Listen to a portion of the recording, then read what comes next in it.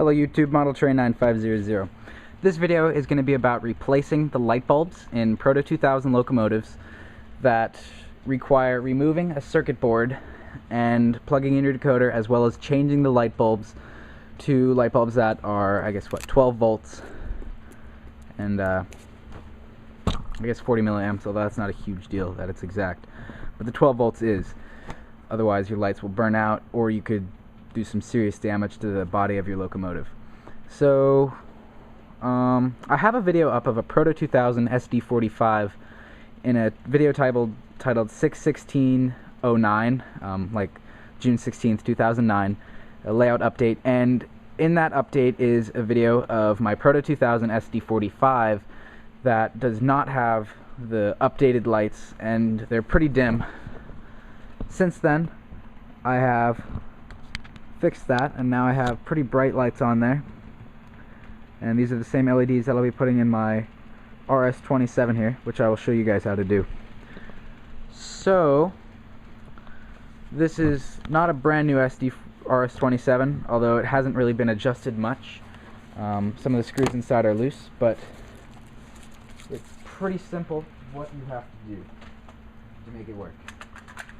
So, first off, you're going to need a decoder, and the decoder I have is a digitrax DH123. This is $19.99.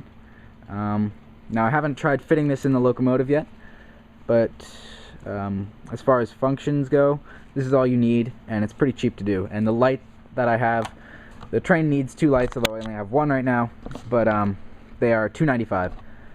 And where are they from? The lights that I got are from Evan Designs at modeltrainsoftware.com. It says they're not designed for decoder boards, and that was troubling to me at first, but these Protos do need these kind of lights.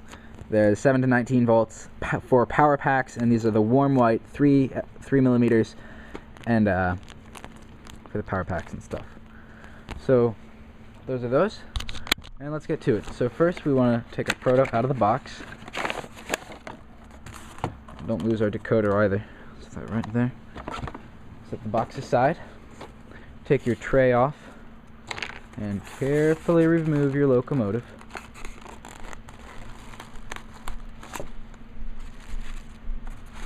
If yours is like mine, it'll have little tabs where the couplers should be, and then it comes out just like that. Brand new locomotive. So then we want to bring it over here, and this is just some kind of packaging foam, but it works great. Obviously a cradle would be best for these kind of things, but this works. So what I'm going to do is I'm going to remove the couplers, or these little coupler-like things they have in here. The same for this side. And there are two other screws that are required, although I don't have those in the locomotive at this time, so I will be able to skip those. So get your little coupler pocket covers off here. If you have a tweezers, that helps a lot too. Set those aside. Now you can remove the screws. If you have an RS27, the screws are located under the trucks, I believe. And once those are taken out, the shell will just come off, and you might need to wiggle it a bit, but the shell will come off. And I've also removed the screws. Oh, that popped out. But I've removed the screws. This was done a while ago, this train. I've already worked on it a little bit. But you'll have inside, you will have your light bulb, and let's put that back in. You'll have two little circuit boards here. The small one, just kind of wiggle it back and forth, it'll pop off. And then you have this, and you can discard that or save it for another project. This will work as the analog decoder board for other DCC locomotives with an 8-plug pin. So then what you want to do is, if you have done this without confusing your wiring at all, forgive me, this locomotive was played with a little bit by some people, and the wires aren't all exactly as I would like them. Anyway, what you've got here is your light that needs to be replaced, and then you're going to want to get your new LEDs that you're going to install. So first off, an important thing to remember is LEDs have polarity, and they will only work with the voltage going one way, the positive to one end and the negative to the other end. An easy way to remember is, if you look at it, the negative end goes to the largest piece of the LED, and this, like if you look inside the lens, and the positive will go to the smaller piece. On Proto 2000s, the positive lead is the blue and the negative is the white, and I believe that goes for a lot of locomotives, not just Protos, but I'm not positive. So yeah.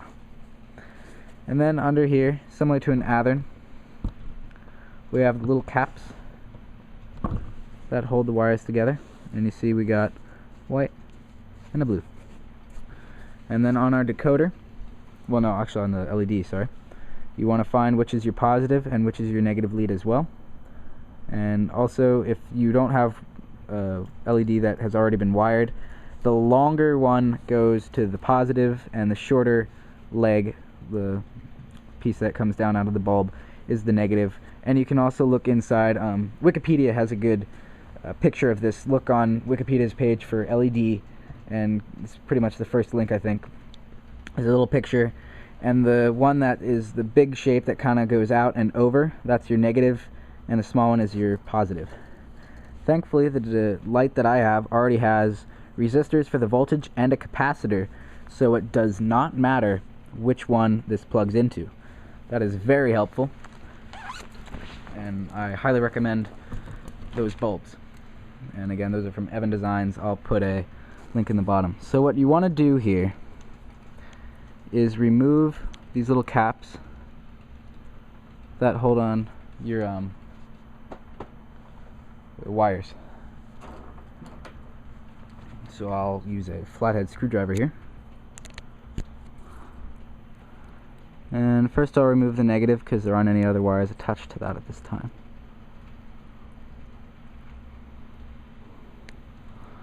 Alright, there we go. So that hole is for the negative polarity to the front headlight. And then just remove this and kind of move it to the side. And I put a loop in the positive, although it doesn't really matter on this because it has that capacitor in there. But just to be extra safe, and I'll pretend it doesn't have the capacitor, I put a loop in the positive, so the straight one is the negative. So I will slide this wire through.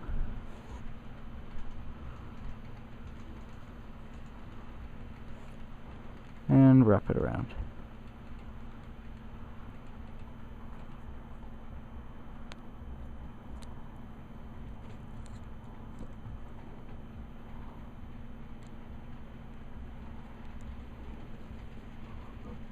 Just wrap it around so it's good and tight, and then you just install your cap back on.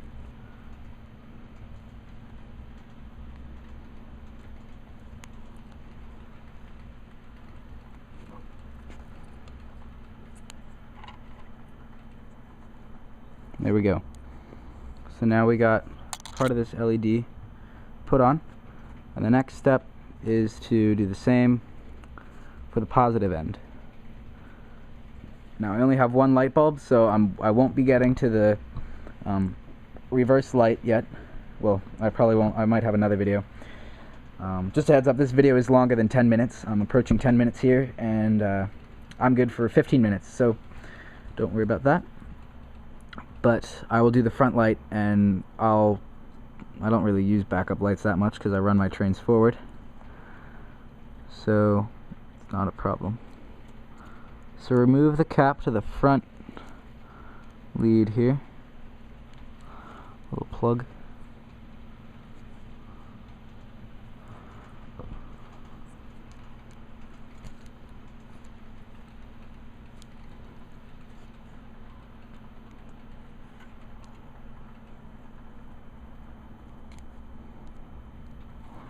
And almost got it off there.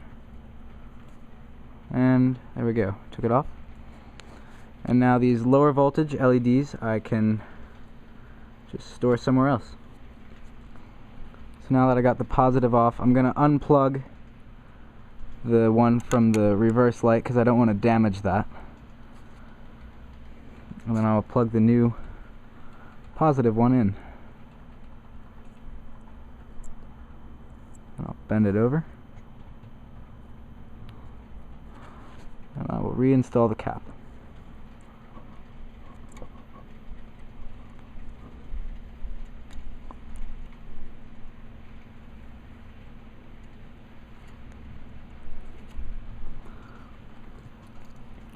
And then just to be extra safe, since that other reverse light doesn't have the resistors, I will remove the negative feed wire, which in this case it appears to be yellow.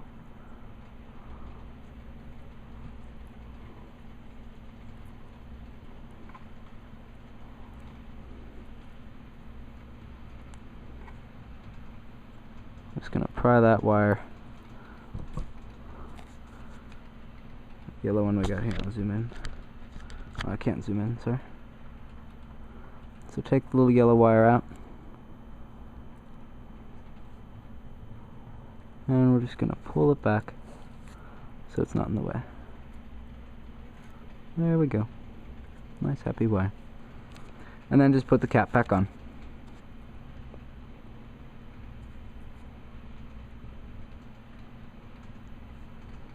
So right now there is no backup light installed.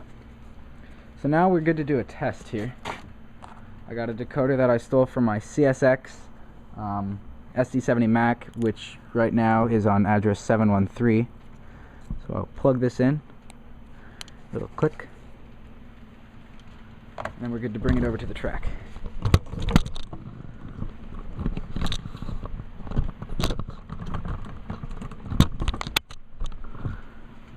So what we're looking for here is for this LED to light up, and I will slide it onto the rail here. There we go. Now we'll put in 713, and I put the decoder in backwards, and actually it appears the light is not coming on, which I'll try putting my decoder in the other way. Could be it.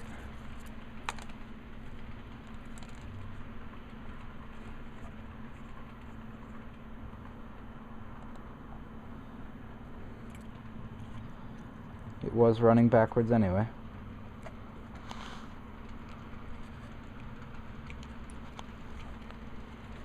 There we go. So let's try this again. 713. Alright, there we go. Now it's forward and forward. And there we go. The LED is on. And it works just fine with the zero function. So that means success. And really, all that needs to be done now is just put the locomotive back together and make it all fit. Now, when you're putting this back together, you want to make sure your decoder does not encounter the chassis of the locomotive. That'll short it out, could burn out your decoder and your lights, all the other stuff that at this point is pretty important. But I'll put up a video when this is done, and then you'll see how it worked out. So thanks for watching. Hopefully you know exactly what to do now. Just make sure you use electrical tape to insulate everything and get it all put back into one piece. And when you're done, it should work just like that one over there. So thanks for watching, and check out the next